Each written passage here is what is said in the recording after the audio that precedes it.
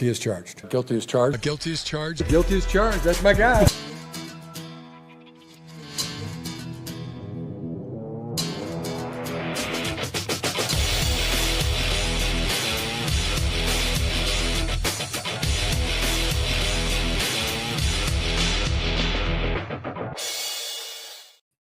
Hey, what is up, everybody? Welcome to the Guilty as Charged podcast, coming to you live on a Thursday evening. A bit of a different schedule for our live audience. Apologies for that. We had a couple appointments for each of us that kind of made us run late a little bit, so we decided to wait until Thursday Night Football, and it was kind of a snoozer, but it's all good there. Wish Austin Eckler nothing but the best. I know some Charger fans don't like him, but great dude, great interview. Hopefully that injury is not as bad as it looked, but sending some positive vibes his way. We are here to preview the Chargers and Raiders game, week 2, one of the funniest coaching matchups of our lifetime as fans. And joining me to do that, as always, is my good friend Tyler. Tyler, what's up, man? How you doing tonight? Oh, doing very well. Just watching the game and realizing that people keep trying to rank second-year quarterbacks ahead of Justin Herbert, and it just doesn't seem to work out. I'm always reminded that Herbert threw for had a total of 5,300 yards and 41 touchdowns.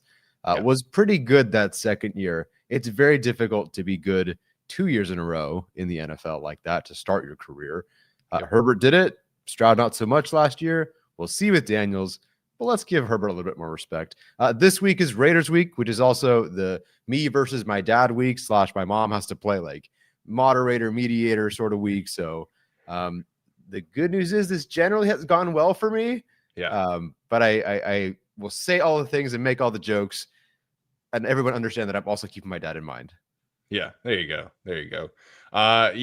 Comparing about to be second-year quarterbacks to Herbert, it's tough. And these quarterbacks who have great situations in their rookie seasons, and then the situations kind of deteriorate a little bit. This is kind of what it looks like. So the Packers defense looks incredible, by the way. I'm really glad that the league let Micah Parsons get to that team for, a bag of chips, basically. But it is what it is. Okay, before we get started tonight, you guys know I usually start this space with the Prize Picks ad, but today is National Suicide Prevention Day. I am a school counselor by trade.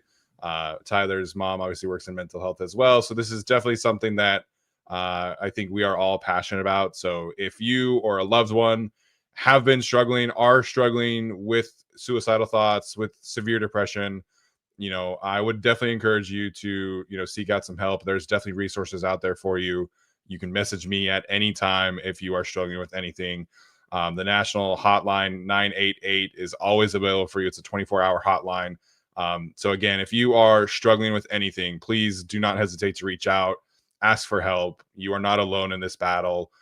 Suicide is the second leading cause of death for adults these days, ages 16 to 24.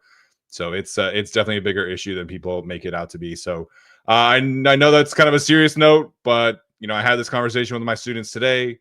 I lost a cousin to suicide when I was younger. I wasn't really able to understand what was going on, and now working in mental health. This is definitely something that I would like to begin the show with today, because it is National Suicide Prevention Day. So hopefully you'll forgive this serious tone to start, but please find help, seek help. It is out there. You are not alone, and we encourage everybody to get the help that they need. Yeah, no, I mean, well said. For the record, I did not know Steven was going to open with that, but I'm glad he did it. And I completely understand it with my own family background. Like you said, my mom as a therapist, and just being a teacher, we see it all different kinds of ages. The kids you think it might have been, or the kids you just never even saw coming, all of that and in between. It is always very difficult, of course. As far as Steven said about being open and being there for anybody, my DMs are always open. I'm always there to lend a hand. I'll show up. You want to go have dinner? We'll do that. You need someone to help with anything, I'll be there. Reach out anytime. Steven's probably the better guy to reach out to. Your second best option is probably just to DM my mom on social media, I guess. But I am there. If nothing else, I can make a joke and distract you for a bit. Yeah, and sometimes that's all that matters. And we have to train our staff every single year on the risks and the signs and how to find things. And I always hear like, oh, like I just don't know what to say. It's really not what you say in those moments. It's that you're there for that person. And I'm willing to be that person for my students. I'm willing to be that person for any of you people who are listening. So again, if you are struggling, please reach out. We can find you some support that you need. And so definitely want to encourage that. Okay, on a lighter note, let's get to this Chargers and Raiders preview. I kind of forgot that last year at this time we were kind of dealing with like the post, Christian Wilkins, Maxx Crosby fight with Joshua Palmer and Will Dissly and all those guys. That was funny to look back at, but we'll of course have some good times today talking about the Chargers and Raiders Week 2 matchup on Monday Night Football. Yeah, fun stuff. With all that said, yeah, fuck the Raiders. Let's do this. always. Of course, like you guys know, Tyler crushes it with the slideshows here. Very fitting Raiders week. Family, trust, respect up here on the screen. For our audio audience, we'll do our best to describe it, but there's kind of a prison cell vibe about this slideshow. Yay. Thank you, Slides Go, for making my job fun. Yeah. All right, looking back on the Raiders changes, big season of changes for the Las Vegas Raiders. Obviously, you guys listening to this know. But Pete Carroll joins the Raiders after a 1-year stint as a Seahawks senior advisor / like USC professor. The Seahawks obviously kind of like made him retire. So he's the head coach. Regardless of what you think of him, this is a team that had Antonio Pierce as their head coach at this time last year. So it's quite an upgrade. Pete Carroll convinced his old buddy from the recruiting trail, Chip Kelly, to ditch Ohio State fresh off a national championship to come be his offensive coordinator in the NFL. Chip Kelly really does detest college football recruiting and where that's at right now. Apologies to the UCLA folks in the chat. And then Patrick Graham decided to stick around. This is his 4th year as the defensive coordinator for the Las Vegas Raiders. Coaching under the 4th different head coach, if you count interim there. So he's managed to stick around and make a nice career for himself, with being the Raiders defensive coordinator. Yeah, I'll start with Patrick Graham, who we considered as a defensive coordinator option for Brandon Staley back in the day, and I gotta respect. I don't know where they usually end up in EPA all those different years, but I always think they're better than they have any right to be. And at least watching them play the Chargers most weeks, it's like, dang, this group is always fighting. They're feisty. There's never really a ton of talent for him out there, and his offense is really doing anything to help him out. So I'm always just genuinely impressed. Even if they're like 24th in EPA, maybe most years, it could be a lot worse. Again, we've seen Brandon Staley take a much better defense and go 28th. So what Patrick Graham does every week is genuinely like impressive, I think. This coaching hire, this Pete Carroll hire, there's so many different ways this could have gone for the Raiders this offseason. Obviously, like,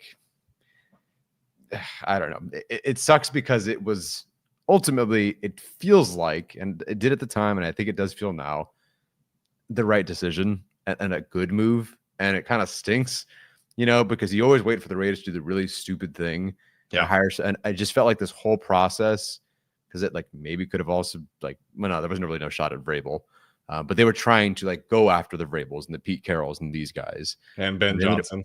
Yeah, right. So I mean, they really were going after the better candidates, and ended up being Pete Carroll. And it just feels like, again, going into the year, and now really after watching them for a week too, not that they're a great team, they have a lot of issues, and we'll talk about that and talk about how you can exploit those issues. But the direction of this team feels the most sound it's felt in a while, arguably since John Gruden. Of course, that was a whole mess in the end. But there was like a direction with that John Gruden team, especially in year 2 with Derek Carr. And then it just, of course, blew up in their faces. So this is the first time I can really look at this Raiders team and go like, they don't have a coaching advantage over the Chargers, but they got a good head coach, unfortunately. Yeah, this is the best coaching staff the Raiders have had in a long time. I think even in the early Gruden days, where like Gruden, obviously those early offenses had some good moments, but there were some question marks about like the defense, and special teams was an issue. Special teams coordinator is not even on here, but it's it's a stable coaching staff now. And Chip Kelly might leave in a year. He's kind of, on this 1 year, revenge tour cycle. I don't really know what's going on there, but I think with Pete Carroll, we don't know how long he's going to be around, but I think we can all feel comfortable kind of assuming that they're going to be very well coached. Like the Raiders last year were just so undisciplined, and that's kind of like always been the Raiders vibe. But Pete Carroll's not really about that life, and he is definitely going to kind of rein that in a bit here, and just kind of add some stability to this group for at least for, I think he's got a 3-year contract, so we'll see ultimately kind of what that looks like. But as long as he's around, as long as Chip Kelly and Patrick Graham are around, I think the direction for the Raiders is trending upwards, and that's obviously not great news for us. Yeah, and we'll talk about the draft classes in a bit too.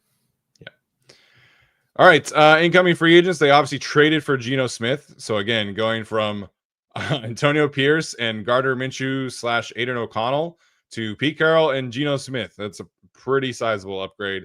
Also acquired Jeremy Chin, Alex Kappa, Jermaine Pratt, Eric Stokes, who's starting for them. And we mentioned as like a low-key dart throw, which is kind of funny. Landon Roberts, who might not play this week. Tight end Ian Thomas, and then linebackers Devin White and Jamal Adams. Yes, that says linebacker Jamal Adams. This is where they were at. So definitely took the financial stuff on the chin a little bit this offseason while trading for Geno Smith, but not a huge group of free agent additions there. Yeah, definitely more outgoing for them, more notable outgoing options for them. But the incoming one, Geno Smith, is the big one there. Do we think he's even the third best quarterback in the West? Like, I guess we put them there for now. He's not an elite quarterback by any means, but like you said, where they came from with a bottom 3 quarterback situation last year to, let's even just say top 15, right, with Geno Smith this year, that is a huge jump for this team. And it was very evident last week when they were playing the Patriots. I know the Patriots aren't great, but it was just very evident that there's a better quarterback in the room now. Yeah, third best quarterback in the West, I think, is comfortable. All due respect to Bo Nix, I'm not like the biggest fan, but Geno has kind of hovered around like that, top 12 to 15, mark. And like some games he gives you, like a top 5 performance, and made some awesome throws this past weekend for the Raiders. Also made some not so awesome throws, but that's kind of Geno, right? Like he is going to take chances. He's going to stay in the pocket, and we'll get to, all of that going down the line here. But undoubtedly, the Raiders have probably their best quarterback in a while. Like, no shade to Derek Carr, but I would rather have Geno Smith right now than Derek Carr, and any player, any version of Derek Carr that he was. Yeah, there's some good with Derek Carr, but there's just a gamer sort of mentality with Geno Smith. Again, for better or worse sometimes, but the good and the highs, and they're just like, hey, some days it could be 4 touchdown kind of day. What do you have, like 362 yards or whatever it was against the Patriots? I mean, that's crazy in your debut to do that on the road against the Patriots. Again, not a super talented team, but that's a lot to pull off in week 1. So yeah, it's at minimum a higher ceiling than it was with Derek Carr. For sure. All right, outgoing free agents. I think you'll notice a lot of big names on defense, in particular Trayvon Merrick, Nate Hobbs, Robert Spillane, Divine Diallo, all guys who played a lot of snaps for them over the last 2-3 seasons. You saw Nate Hobbs in the game tonight. Trayvon Merrick is paid pretty handsomely in Carolina now. Obviously, Andre James is now a Los Angeles Charger. Marcus Epps, who actually, like, looking back at it, I think he was the one who started the fight last year. He's gone.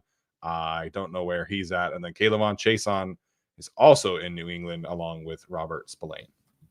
Yeah, I know a lot of guys went to the Patriots. Is Epps also a Patriot? No, he is an Eagle. That's nice. Great. Well, they're secondaries, whatever it is.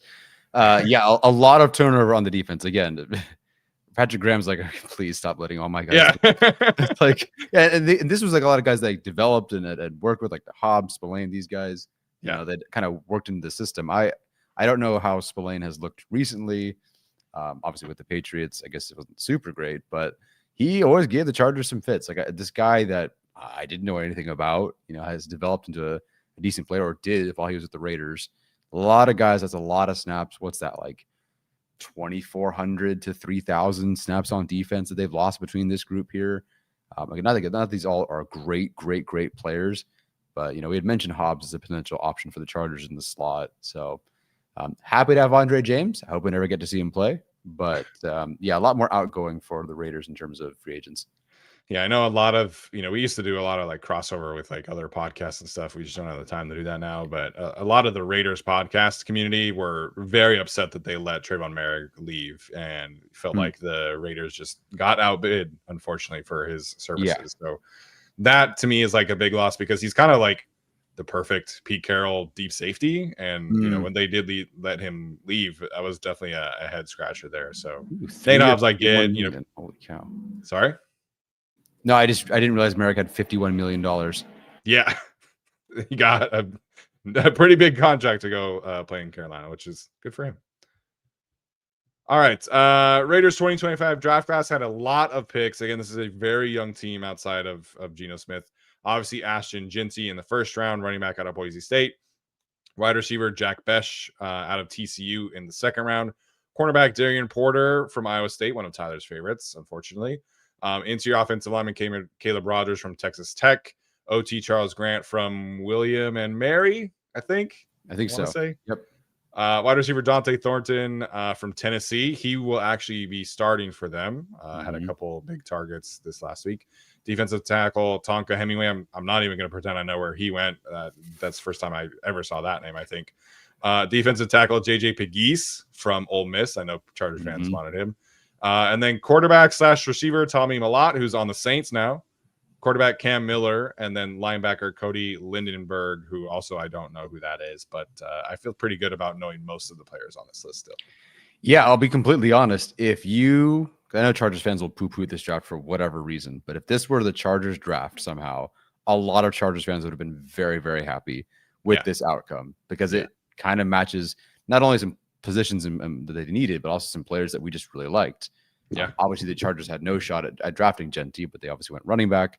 But still, like Jack Besh in particular, Darian Porter, Caleb Rogers, some interior help. A lot of people, like everyone who was doing mock drafts, tried to draft Dante Thornton Jr. Like everyone was doing that in some round.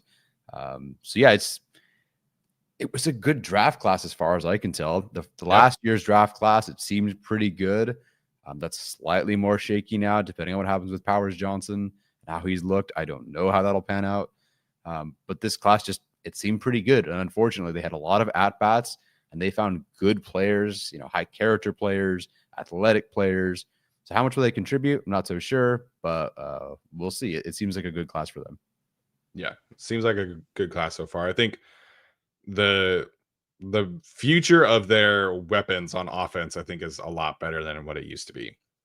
Obviously, like post-Devontae situation, you head into this offseason with just basically like Jacoby Myers and Brock Bowers. And obviously those are two really good players, and Bowers feel great about.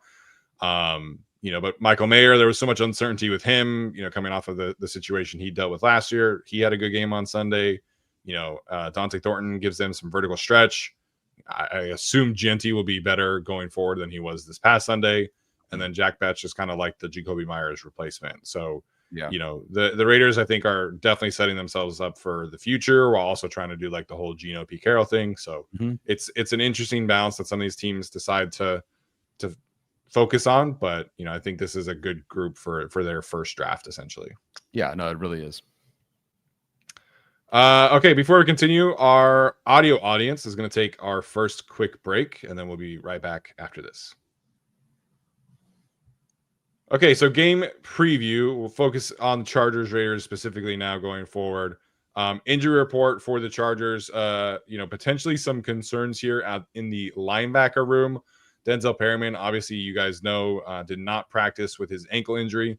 The good news is that he is out of the walking boot. So we kind of assumed walking boot. That's probably a short-term IR situation. That has not happened yet. That still could, but we don't know just quite yet. And then Delshon Phillips did not practice today with a toe injury. So the linebacker room potentially a little thin on Sunday and going forward, Tyler. Yeah, it's a linebacker room that could be thin and moving forward, and they have to face Ashton Jeanty, who's not like a big bruiser running back by any means, but he's obviously a great running back prospect. I thought he looked better last year than the final stat sheet, especially with like 6 carries in the fourth quarter where they're just trying to burn clock.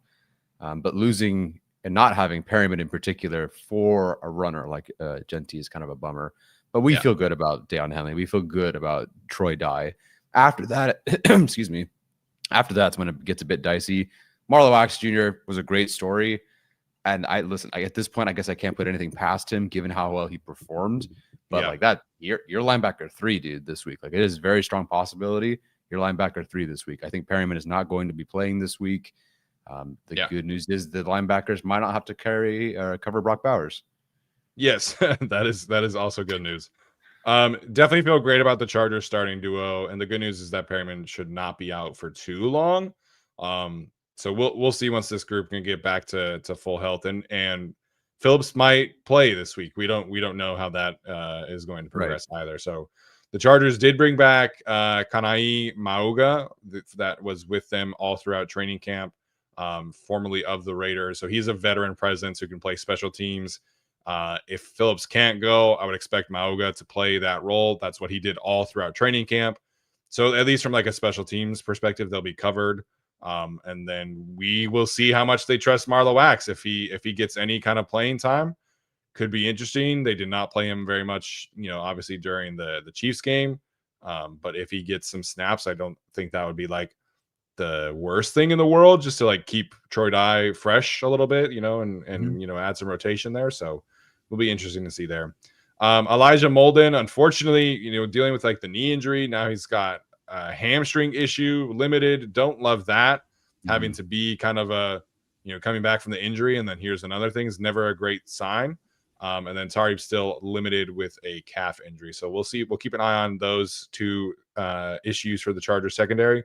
But again, this is a early season injury report for the Chargers that potentially, hopefully stays this small going forward. Yeah. So as of recording, obviously it is Thursday, so we've got a few days to go. It was nicer when the game was the next day, so we know basically where the Chargers are at. Right. Molden's the one that bums me out, being limited last week, being limited this week, being limited in the offseason.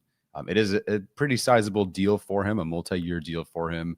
So hopefully that can just he's working back. It's nothing. He just maybe works on it throughout the season, whatever it is. But I hate seeing hamstring on the injury report, and hopefully it's not something that lingers too long.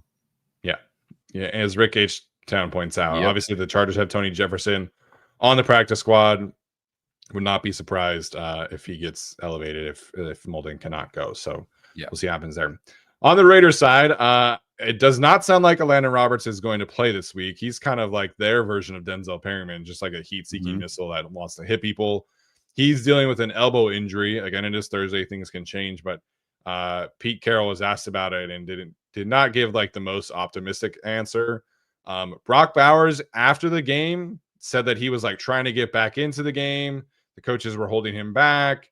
Wasn't that serious. And then today, when he was asked about his injury, he was like, yeah, like, we'll see. I don't know. We just kind of wait and see how I feel like on Sunday. And then Monday we'll make the decision. And I'm like, okay, if I'm a Raiders fan, I don't love that. But again, it is Thursday. Things can change. Recovery, he'll have a few more days of recovery. But it sounds like there's a decent chance that Bowers might not play.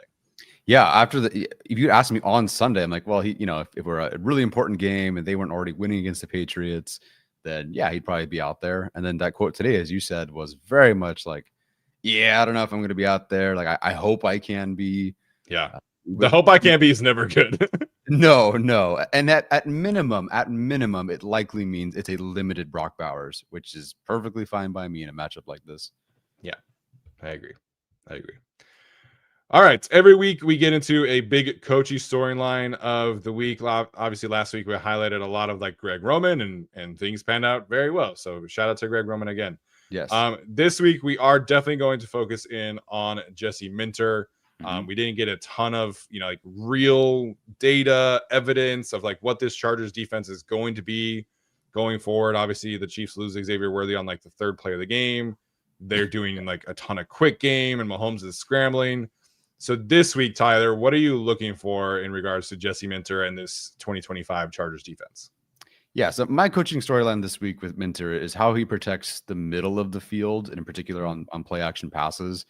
Geno Smith ran play action on 32.5% of his passes last week. And if I don't know if that trend will continue. Again, it's been 1 week with the Raiders, and so I have no idea.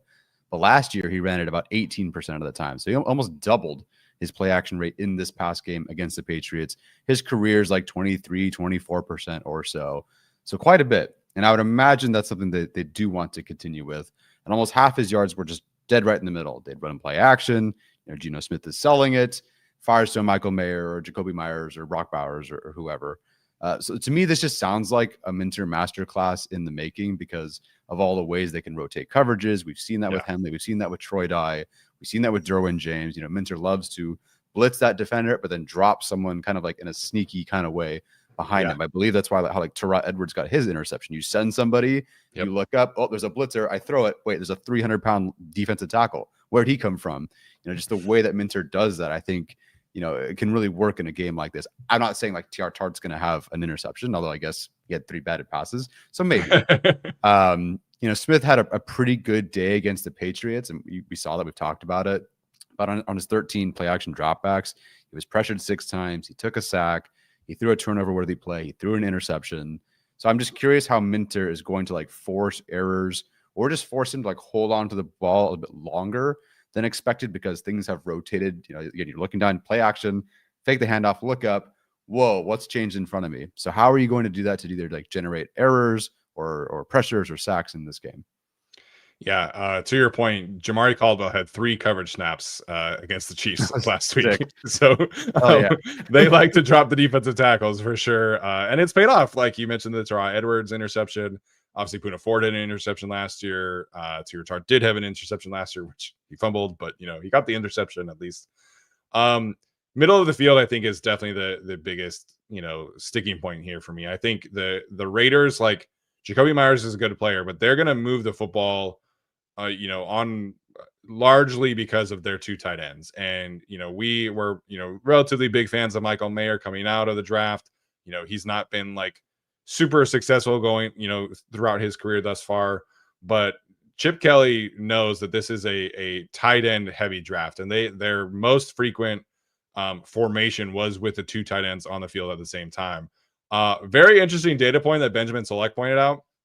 When Brock Bowers was on the field, they passed the ball in 84% of those snaps.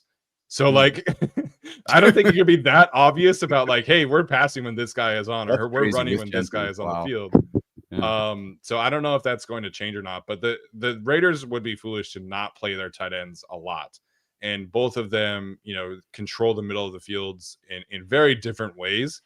Obviously Bowers is definitely more of a horizontal, vertical stretch guy, and Michael Mayer's, contested catch, box out, a lot of physicality, stuff like that.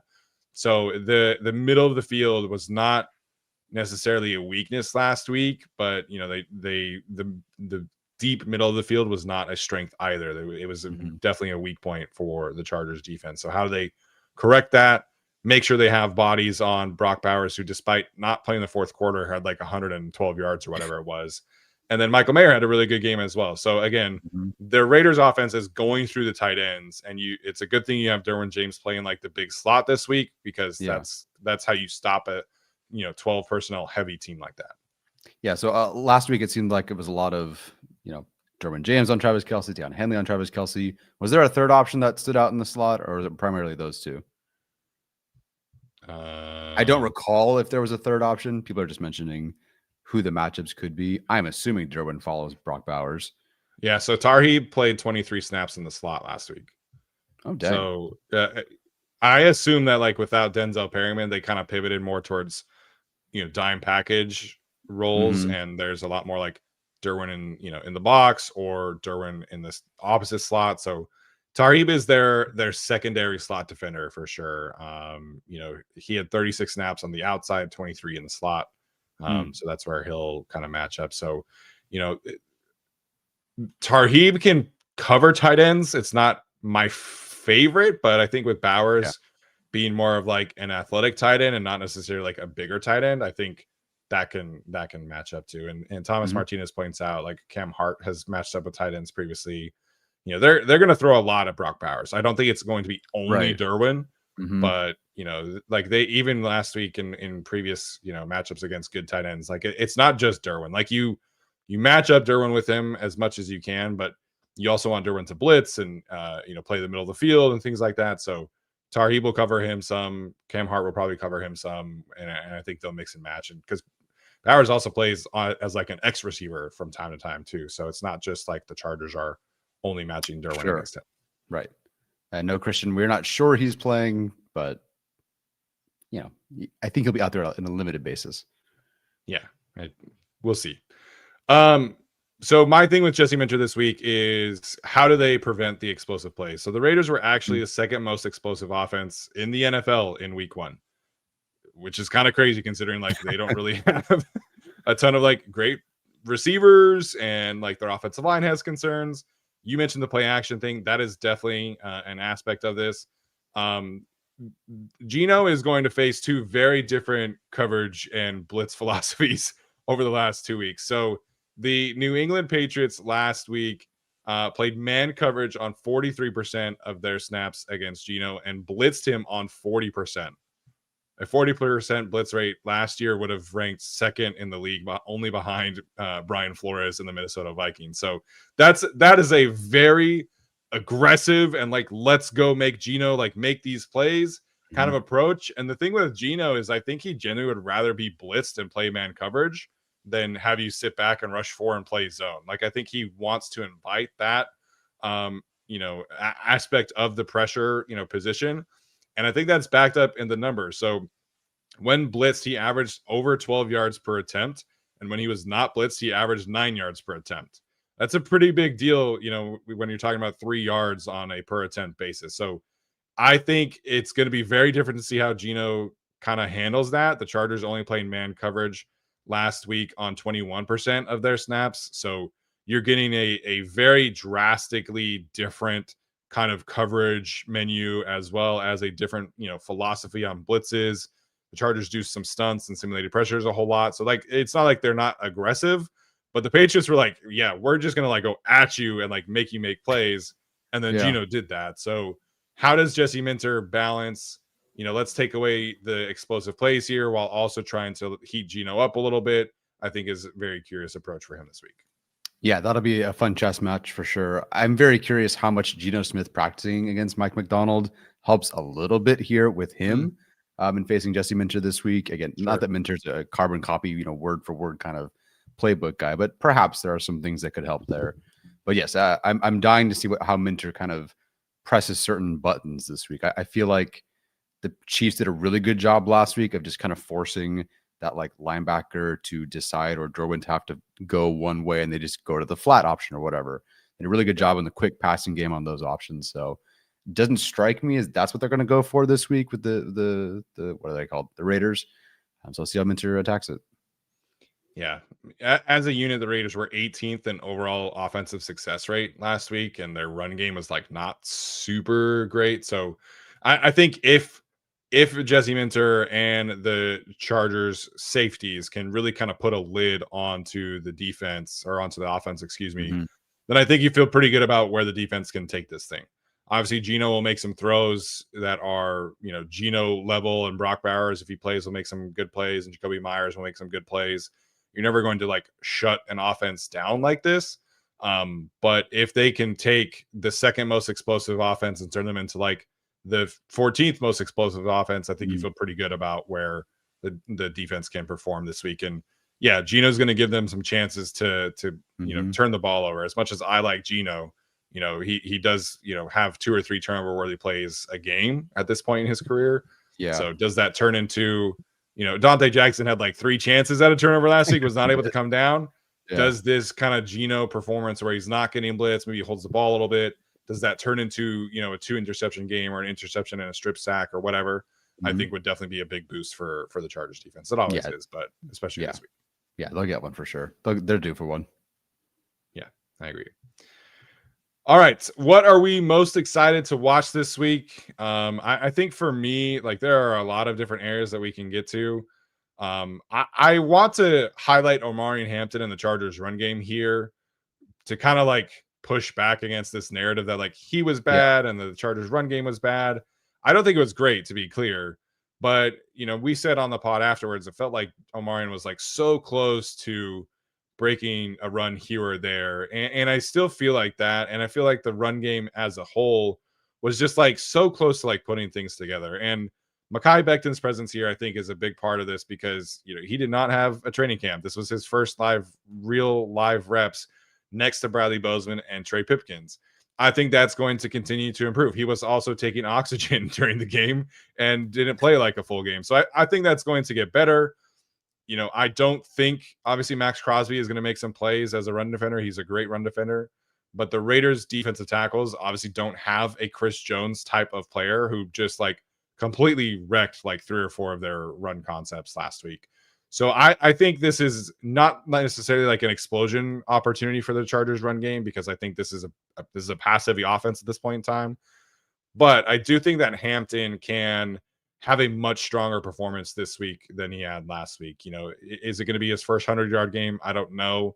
But I think a couple of those like 8-yard runs can turn into 15, 16, 17, 20-yard runs this week because I don't fully trust like the Raiders run defense yet. And I also think the run blocking will be better this week. So I think this could be like a 75, 80-yard game for Hampton this week. And I think he could maybe score a touchdown. So I do think that this could be a pretty strong bounce back for, the run game in particular.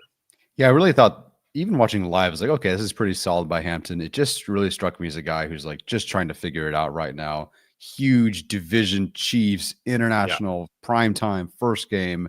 Yeah. And that's a lot for this guy. And, there were some mistakes in there, but I thought like you could see what it could be. It wasn't a complete disappointment.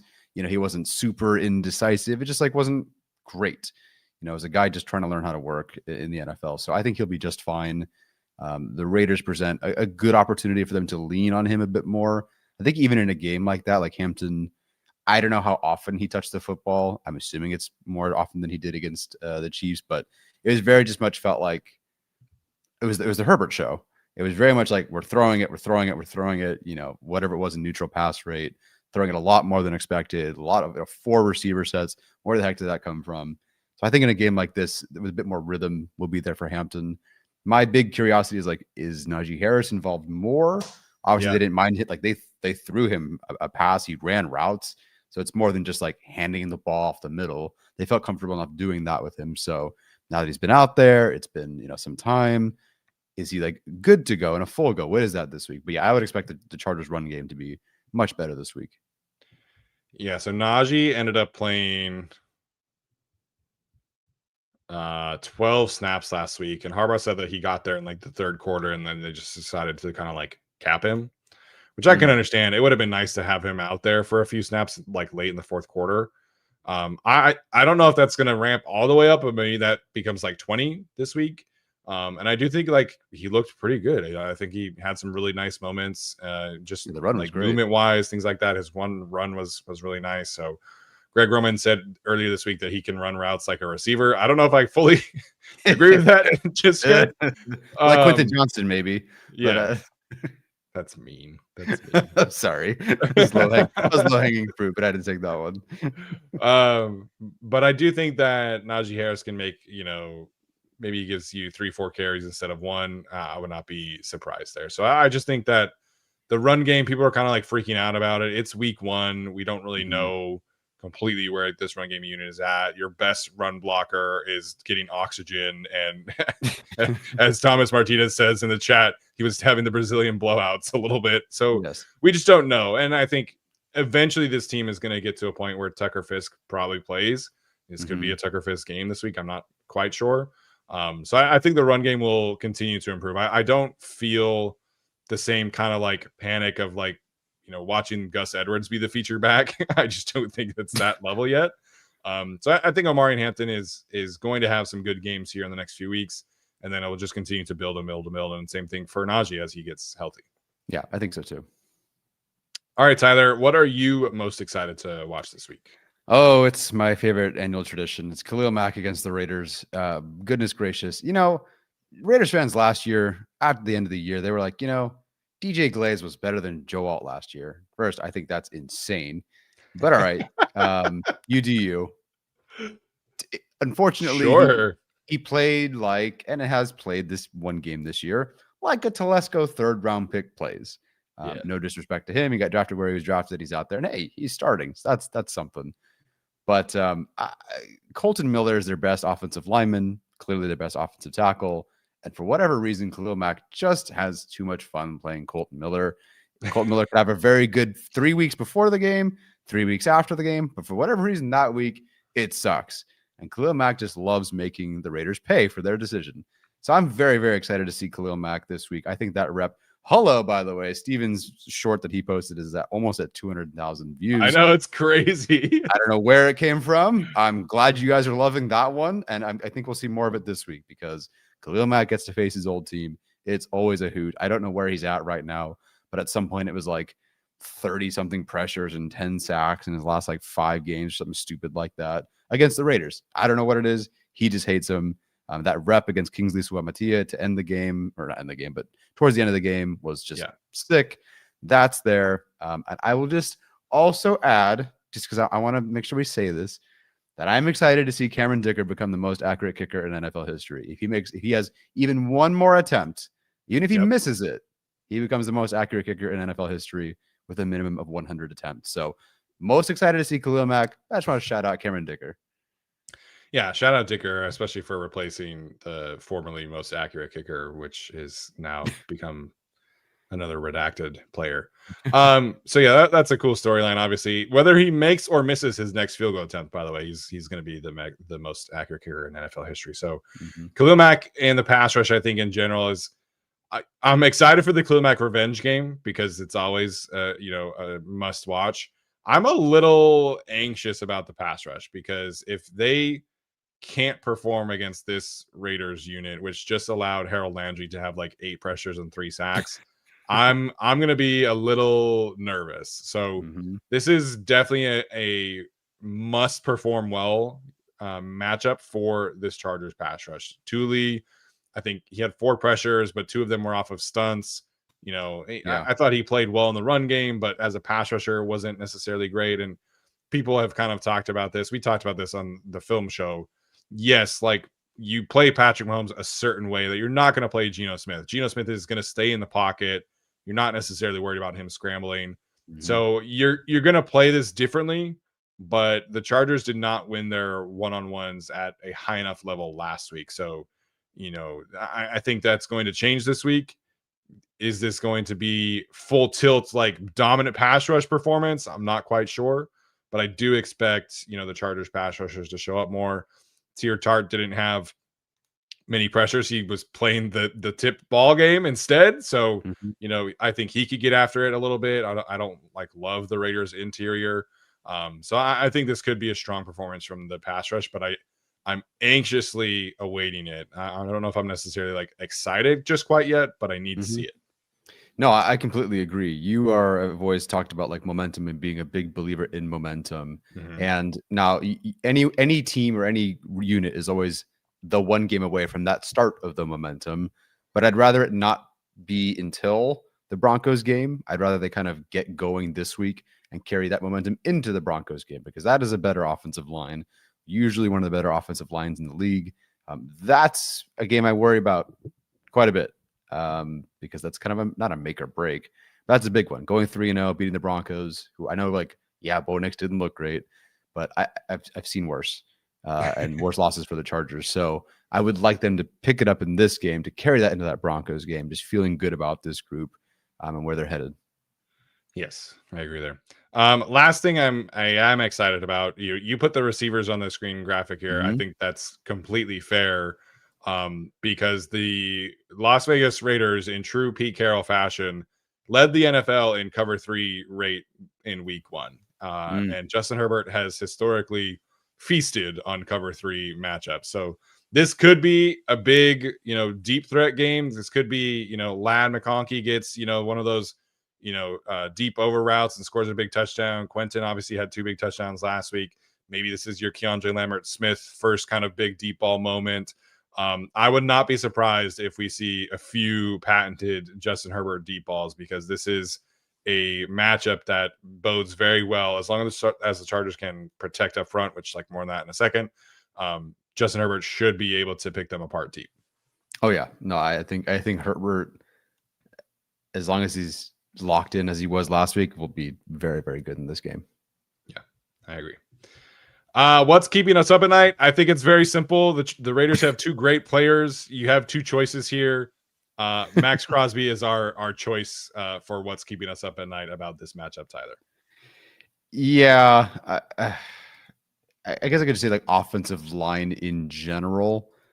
I'm just, it was really good against the Chiefs, guys, and I love it. I posted it, shared it. It's awesome. Joe Alt was great. I'm not worried about Joe Alt specifically here, by the way. Right. Obviously, I'm not worried about Joe Alt, but like they were so good against the Chiefs. Boy, they're not going to let us down in this game, are they? And I'm just, that keeps me up at night because it happens all the freaking time. I spent a full 40 minutes one day saying how much the Cardinals pass rush stinks, and they absolutely obliterated the Chargers, which really sucked. So Maxx Crosby is a pain. I don't remember what his final numbers were, but I think it was like 7 pressures and 1 sack, and Thomas Booker had like 5 pressures. The Raiders, just other than last year's game, this Raiders defensive line has always given the Chargers fits, even if they're not good, even if the players aren't that great. Yes, they had Wilkins week 1, but I've always been so impressed, and maybe it is a Patrick Graham thing over the several years, where it feels like things are just tighter. It's a bit more difficult for the Chargers for whatever reason, and they will certainly target Zion. I'm sure they'll go after Bradley Bozeman. I'm sure Maxx Crosby will be on Trey Pipkins. So yeah, with Bowers being limited at minimum, it is Maxx Crosby and this defensive line, and how the Chargers perform on offense, their offensive line, that has me up at night. Yeah, I after last year, I don't think Maxx Crosby is going to be going up against Joe Alt very much. No, I don't think he's going to want to repeat there. And he usually lines up against the right tackle. So last year he didn't really have a choice, but obviously last year he would kind of flip flop a little bit, and he didn't play in the second game, but in the first game, right? Slater and Alt, had their way, I would say, with Maxx Crosby. Trey Pipkins has had some good games against Maxx Crosby. He's had some very poor games against Maxx Crosby. As that's the case, right? Like he is a swing tackle kind of guy. He's not going to be, an elite offensive tackle. So I expect the Chargers will be prepared. Like I think they'll offer chip help, they'll double team. I do think that is a really good thing that Mekhi Becton brings to the table, where he's very much aware of like where the help needs to go. Like, even though he's never really played guard outside of last year, he understands, okay, I need to help here, I need to help there. He always had an eye on Chris Jones when Chris Jones was on that side. So I think the Chargers will understand where the Raiders' bread is going to be buttered.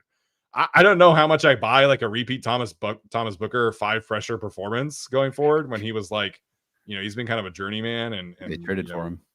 Yeah, they did trade for him. So I don't know how much I buy that just quite yet. But Maxx Crosby has had his moments in this rivalry, obviously. We all remember those games, the last few games in Oakland, where he kind of ate Trey Pipkins' lunch that one time. It was kind of like his coming out party back in the day. So he's the choice. He's a great run defender. 7 pressures, 1 sack, 2 quarterback hits last week. If they can keep that down to like 4 and maybe 1 sack, 1 hit, I think you feel pretty good about that. Yeah, definitely. I was looking up, Storm Norton gave up 17 pressures and a sack in those 2 games he played Maxx Crosby before. So avoiding like that would be kind of, that's my bar. Yeah. The numbers for the week 18 performance in general, I want to say was like 9 pressures, 10 pressures. Like it was, granted, they did pass the ball like 70 times that game, but they did, yes. 72 pass blocking reps, you're gonna lose a bit more, but that was one of the worst performances I've seen from a lineman ever. Yeah. So yeah, Maxx Crosby is the choice there. Yeah. All right. Now I do have to do our prize picks read. This is the moment where we're going to take a quick break, and I'll tell you about our friends over at Prize Picks. This episode and every episode of the Guilty as Charged podcast is brought to you by our friends over at Prize Picks. You and I make decisions every day, but on Prize Picks, being right can get you paid. Don't miss any of the excitement this season on PrizePicks, where it is good to be right. Obviously, we are super excited that football is back, and PrizePicks is a great way to get in on the action. So whether you're focused on the Chargers and only the Chargers, obviously you have to pick one player from a different game. Maybe that's a Raider player. Whether or not you are all in on the Saquon Barkley repeat performance, Josh Allen MVP performance this season, whatever kind of floats your boat, PrizePicks has you covered. Just pick more or less on 2 to 6 player stat projections. If you get your picks right, you could cash in. PrizePicks is also the best way to get in on the action on sports in more than 40 plus states, including California, Texas, and Georgia. So make sure to go to whatever app store you use. Download the app today, PrizePicks app, and use the code GUILTY to get $50 in lineups after you play your first $5 lineup. Again, that is code GUILTY to get $50 in lineups after you play your first $5 lineup. PrizePicks, it's good to be right. Okay, we are going to wrap up our preview coverage here with some X factors. Last week we highlighted Tyler Conklin and Keenan Allen. I'd say that was pretty good. Pretty good. Not bad, guys. There. So Tyler, who's your follow-up X factor this week? Oh, a lot of pressure. It's more of a general point of emphasis for them this week, and it's specifically how they attack Darnay Holmes, who's their main slot corner, who gave up 73 yards last week. That could be Keenan. That could be Quentin Johnson. As you said, he was playing a lot more in the slot. It could be Ladd McConkey. It doesn't matter. Those three options present different things. And it sounds like that could be hell for this slot corner. So never a great corner. I think he's 6th or 7th year in the NFL.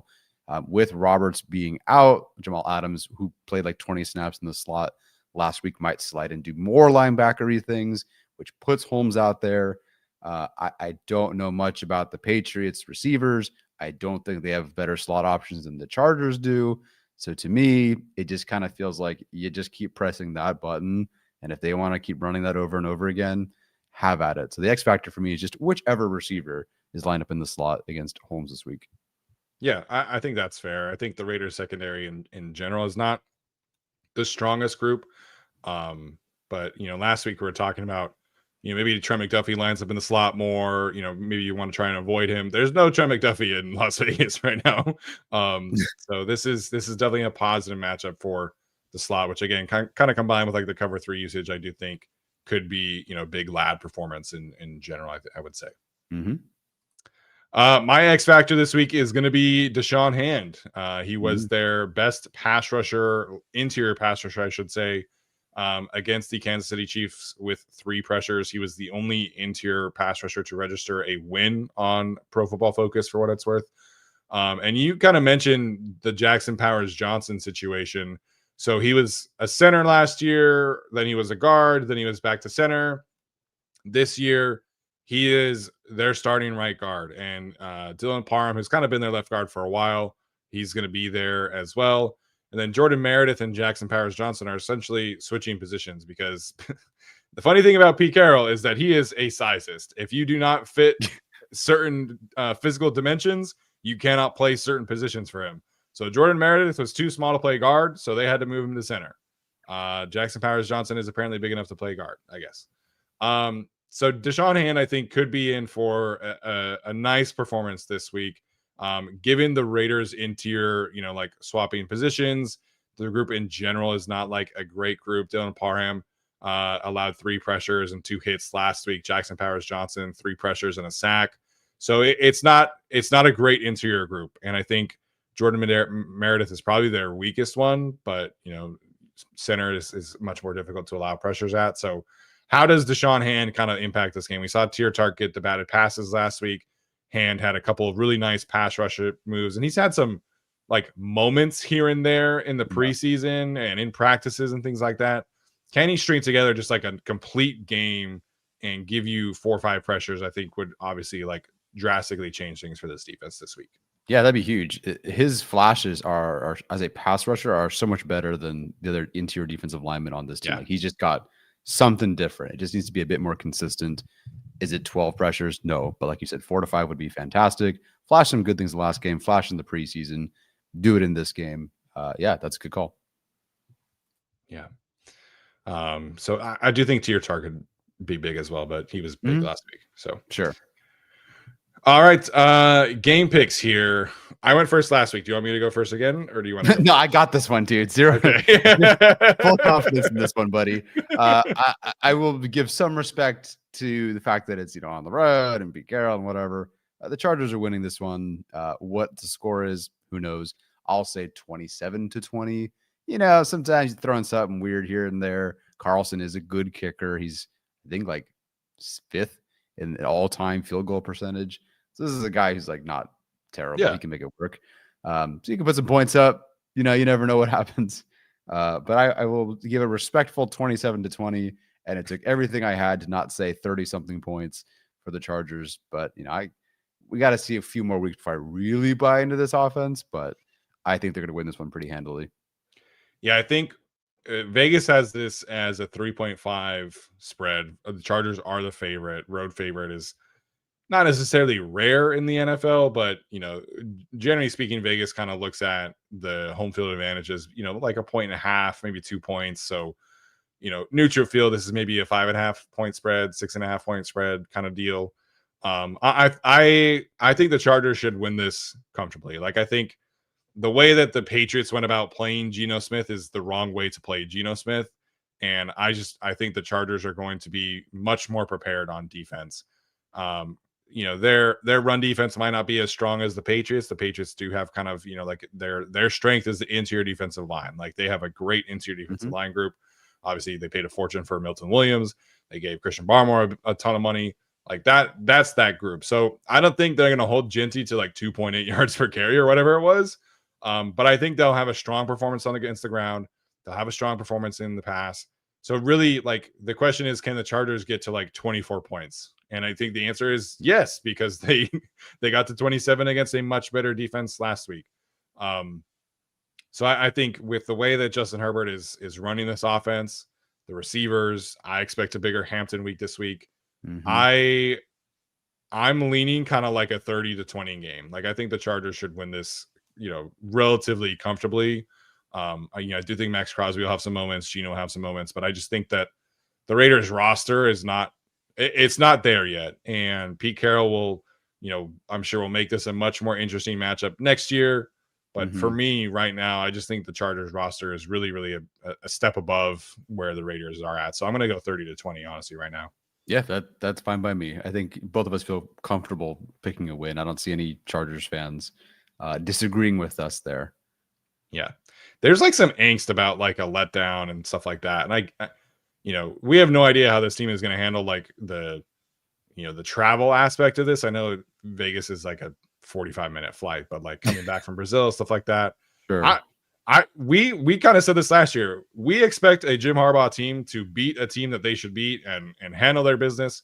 Yeah. I think this is one of those moments. So I'm not super concerned about like a stereotypical like Chargers letdown after a big win. I think Jim Harbaugh will have this group ready and they'll, be, performing very well on Monday night. Yeah, I think I agree there too. Yeah, they'll be fine. They'll be fine. I'm Ron Burgundy. I'm Ron Burgundy. Yeah. All right. Man. Any other thoughts, Tyler, before we get to these 8 super chats and then head out? Sorry, Dad. Sorry. Yeah. Is any of you guys going to the game? No. We'll definitely be at the one at SoFi. Again, please save me, everybody in the chat. Please go to the game. But nope, we will not be going to the 7:00 Vegas game on Monday. Yeah, that's true.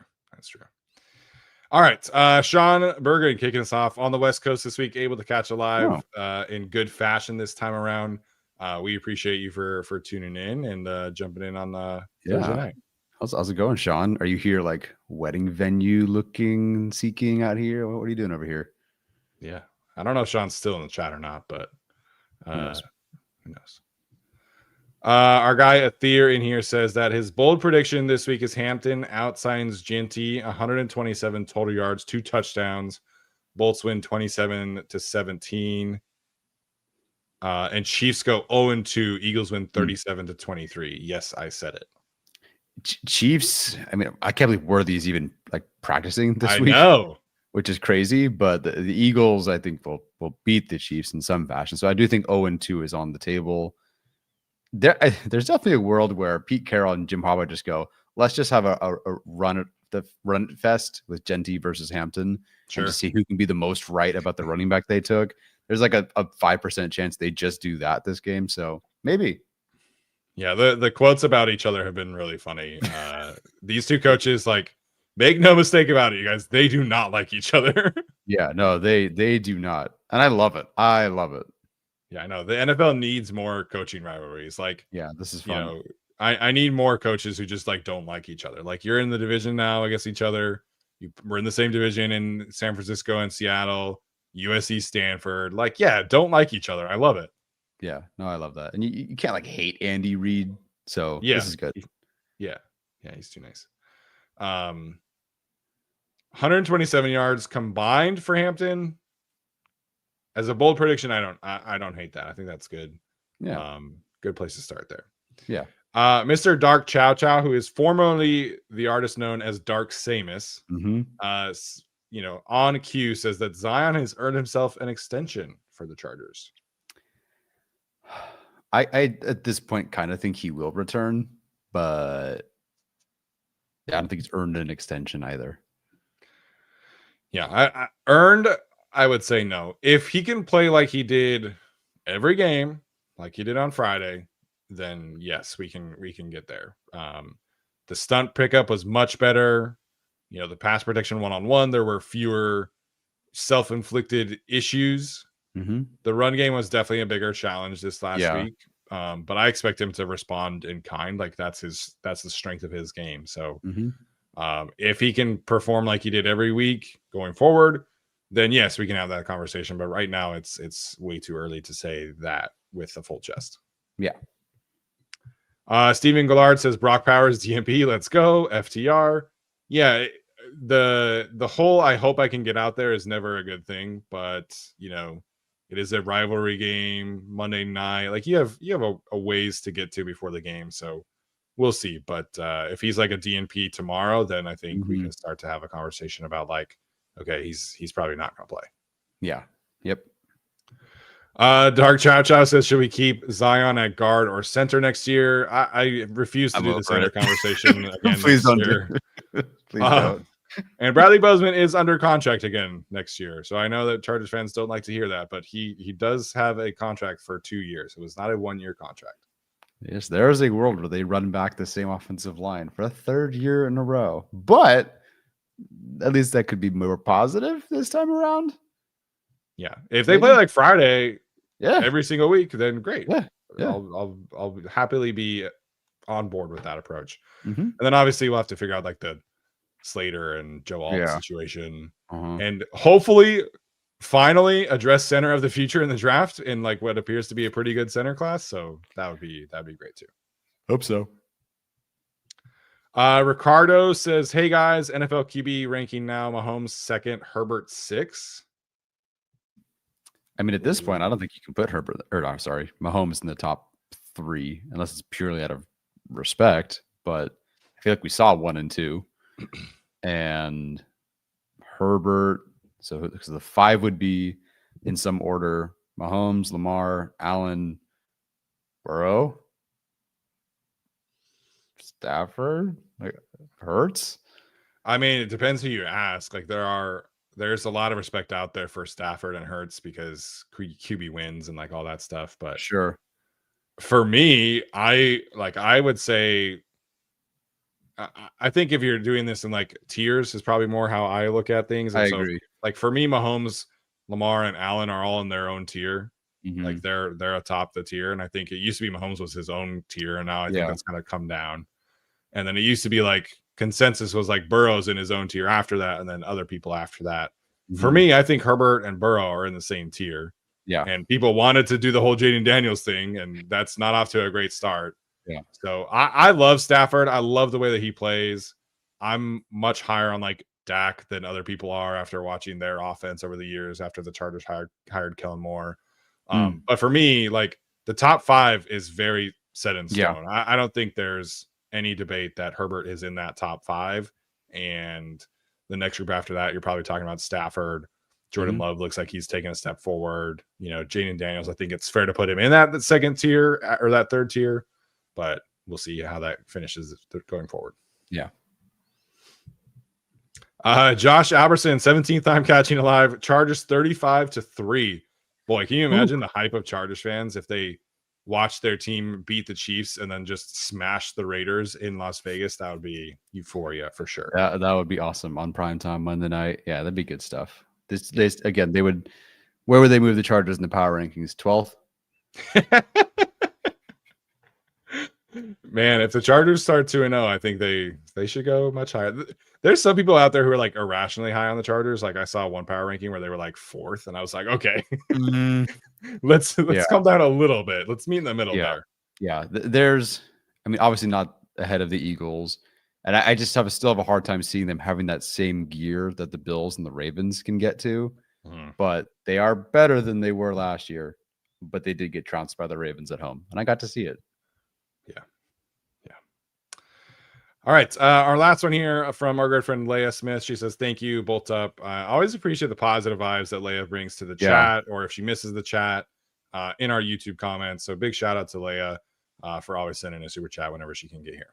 Yeah, love the positive community in general, and Leia's a big part of that. Just keeping it positive. And I appreciate the kind words all the time. So thank you. If it like makes my day every time I see one of those comments, even if I can respond to it or not. Yeah. Last thing, because we mentioned the center class and people are talking about it. There's a lot of love out there for the Florida center, Jake Slaughter. He did not receive a draftable grade last season. He was graded from the NFL as a mini camp tryout player. So he's one of the more overhyped prospects right now. I have not watched, but he was like an All-American center, and so everybody was like, he's the best center in the draft. And yeah, no, the league did not agree with that one, folks. So yeah, I don't watch any of this, but my assumption is he's got an easy last name to remember, and so I think everyone just kind of is on board with that one. Sure, and that's fine. Yeah, so you guys can ask Thomas Martinez and Alex Katzen who the other great centers are. I want to say the one from Alabama is really good, but Thomas Martinez can correct me in the chat there. Andrew Murray sent one in really quickly at the end. Says, hey, fellas, just want to shout out Steven for recommending popping yolk in Pasadena. The apple cinnamon French toast is a top 5 brunch item. Yeah, it was phenomenal. So if you're in the Pasadena area, definitely recommend and appreciate Andrew for jumping in here. That's awesome. I love that someone listened and went and tried it out. That's great. Connor Liu, that's who people are saying is the top center. Yeah. Bama center is tiny, like 270 pounds tiny. Okay. So not Brailsford, I think his name is. So Connor Liu is from Ole Miss, I want to say. I'll let you know in February. Auburn. That's the one. Yeah. Thomas says Lou is the guy. All caps. All right. So there you go. So if you want to watch a good center, watch Auburn. I think Iowa has a good center prospect too. So watch Iowa. I'm sure they do. Yeah, they always do. Yeah, they always do. All right. Appreciate you guys for tuning in. Hopefully you guys enjoyed that one. We will be live again after the Chargers game. Will be a late night. This is a doubleheader on Monday Night Football. For whatever reason, that's still a thing. So we'll be live probably around like 10:30-ish, depending how long the game goes or not. So we'll be great to go to work the next day after that. But can't complain, obviously. We love what we do here, so it should be fun. As always, make sure to leave a rating, review, comment, like. All that stuff does genuinely help grow the show. And we appreciate the heck out of you guys. As always, bolt up. Well, I can't find the end stream button.